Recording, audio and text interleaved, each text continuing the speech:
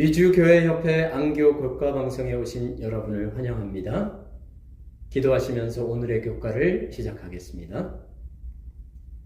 사랑의 아버지 하나님, 오늘도 주님의 말씀 앞으로 인도하시니 참 감사합니다. 성령 하나님, 이 시간 저희가 주님의 말씀을 펼칠 때에 저희의 귀를 열어 주의 음성 듣게 하시고 저희의 눈을 열어 주의 사랑 보게 하여 주시옵소서. 예수님 귀하신 이름으로 기도합니다. 아멘.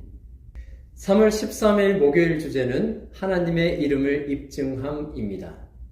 성경에서 이름은 단순한 호칭을 넘어 그 존재의 본질, 성품, 정체성 등을 나타내는 중요한 요소입니다.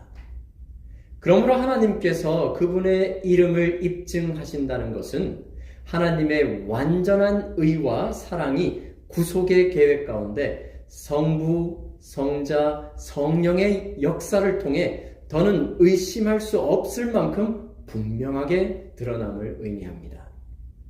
이번 주 우리는 이사야 5장과 마태복음 21장의 포도원의 비유를 통해 하나님께서 어떻게 그분의 이름을 입증하시는지 살펴보았습니다. 하나님께서는 하실 수 있는 모든 것을 다 하셔서 심지어 아들까지 내어주시며 그분의 의와 사랑을 입증하셨습니다. 이에 대해 하나님께서는 이사야 5장 3절과 4절에서 사람들에게 판단해 볼 것을 요청하십니다. 상식적으로 생각해 봐도 이 사회에서 하위 기관이 상위 기관을 입증하거나 판단하는 것은 어렵거나 제한적입니다. 더욱이 죄된 인간이 하나님을 판단할 아무런 권리나 자격이 전혀 없는 것입니다. 하지만 하나님께서는 제한된 의미에서 그렇게 할 것을 허락하십니다. 그러므로 하나님께서 사람들에게 자신을 판단해 보라고 하시는 이유는 인간이 하나님 위에 서서 판단하도록 허락하신 것이 아니라 하나님의 의로우심과 완전한 사랑을 인간 스스로 인정하도록 요구하시는 것입니다. 결국 온 세계가 하나님의 의로우심을 찬양하게 될 것입니다. 요한계시록 15장 3절의 말씀입니다. 하나님의 종 모세의 노래, 어린 양의 노래를 불러 이르되 주 하나님 곧 전능하신 이시여 하시는 일이 크고 놀라우시도다. 만국의 왕이시여 주의 길이 의롭고 참되시도다. 그렇다면 하나님께서는 왜 그렇게까지 하시면서 그분의 이름에 관심을 보이실까요? 왜 그토록 그분의 이름을, 그분의 성품을 입증하시기 원하실까요? 여기 한 사람이 있다고 생각해 보겠습니다. 만약 여러분이 그 사람의 성품을 혐오하거나 신뢰하지 않는다면 그와 깊은 사랑의 관계를 맺을 수는 없을 것입니다. 또한 누군가가 여러분의 배우자나 혹은 미래의 배우자에게 여러분의 성품에 대한 끔찍한 거짓말을 한다면 여러분은 그런 거짓 주장에 맞서기 위해 최선의 노력을 다할 것입니다. 왜냐하면 그 거짓말이 믿어지게 되면 여러분과 배우자의 사랑의 관계가 깨어질 수 있기 때문입니다. 하나님께서는 십자가를 통해 그분의 진실한 의와 사랑을 보여주셨습니다.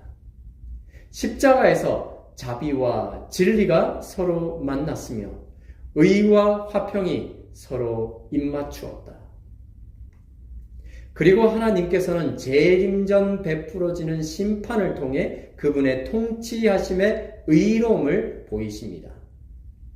그리스도는 그의 재림의 사건들을 모두 다 깨닫게 되기를 바라신다. 온 세상 앞에서 심판의 광경이 공개될 것이다.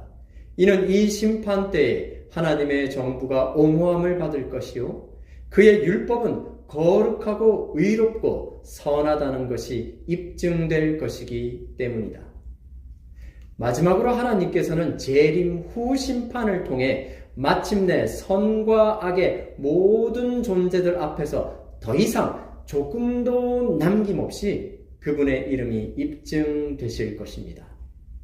사단은 자기가 스스로 저지른 반역이 자신을 하늘에 살기에 부적당하게 했음을 깨닫는다.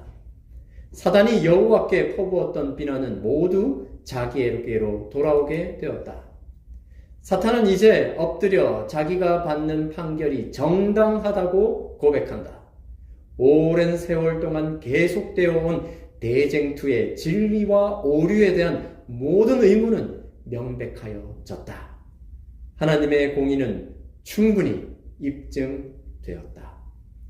결국 하나님께서는 십자가를 중심으로 하는 구원의 계획을 통해 그리고 심판을 통해 온 우주 앞에서 그분의 이름이, 그분의 성품이, 그분의 통치하심이 옹호받으실 것입니다.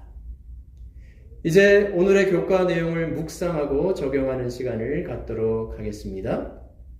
묵상을 위한 질문입니다. 포도원 주인의 질문이 가진 깊은 의미에 대해서 생각해 보십시오. 하나님은 무엇을 위해서 어떤 일까지 하신 것입니까? 오늘은 적용을 위한 질문과 함께 생각해 보도록 하겠습니다. 적용을 위한 질문입니다. 자녀를 위해서 어떤 일도 감당하는 부모보다 더 큰 사랑이 나에게 주어진 사실을 깊이 생각해 보십시오. 그대는 그 사랑에 어떻게 반응해야 하겠습니까? 짐 엘리엇은 미국 포틀랜드에서 태어나 휘튼 대학을 수석으로 졸업한 촉망받는 인재였습니다. 하지만 그는 영원한 것을 위해 영원하지 않는 것을 버리는 것은 결코 바보가 아니다라고 쓴 자신의 일기 속 한 구절처럼 복음을 전하기 위해 모든 것을 뒤로 하고 에콰도르의 미전도 종족인 아우카 부족을 찾아갑니다. 짐 엘리엇과 동료 선교사들은 경비행기를 타고 문명과 단절되었던 아우카 부족 사람들과 접촉을 시도하였습니다.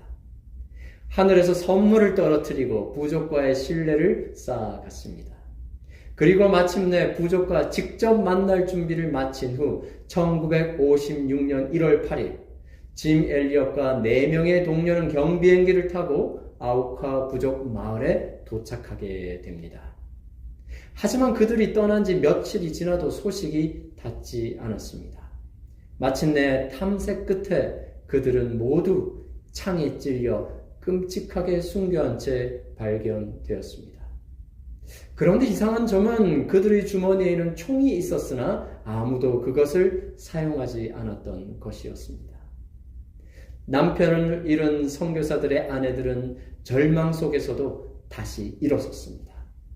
간호학을 공부하고 정글 생존 훈련을 받고 어린 아이들을 품에 안은 채 다시 부족을 찾아가게 됩니다. 선교사들을 무참히 살해했던 그 부족은 그들의 잔인함이 있었지만 여자와 아이들을 해하는 것은 비겁한 짓이라 여겼기 때문에 그 일이 가능하였습니다. 처음에 부족 사람들은 경계했지만 차차 그녀들의 헌신적인 봉사와 병자를 치료하고 농사법을 가르쳐주는 모습에 서서히 마음문을 열게 됩니다. 선교사 가족들은 하얀 천사라 불려지며 부족 전체가 그들을 따랐습니다. 6년의 봉사가 마쳐질 즈음 부족 추장이 물었습니다. 당신들은 도대체 누구요? 우리가 아플 때 함께 아파하고 힘들어할 때 우리 곁을 떠나지 않는 당신은 도대체 누구입니까? 엘리엇의 아내는 조용히 대답합니다. 우리는 당신들이 죽인 선교사들의 아내입니다. 우리들은 남편들이 여러분에게 해주고 싶었던 말을 들려주기 위해 이곳에 다시 왔습니다. 하나님은 여러분을 사랑하십니다. 아우카 부족은 깊이 뉘우치고 부족 전체가 그리스도를 영접하게 되었습니다. 5명의 선교사들을 살해하는 데 합류했던 몇몇의 사람들은 훗날 아우카족 교회의 담임 목사와 지도자가 되었습니다. 사실 엘리웃과 동료들의 죽음은 미국 사회에 그 당시 큰 충격이 되었습니다. 언론들은 이 무슨 낭비란 말인가 라는 헤드라인을 걸고 그들의 희생을 이해할 수 없는 무모한 선택이라고 비판하였습니다.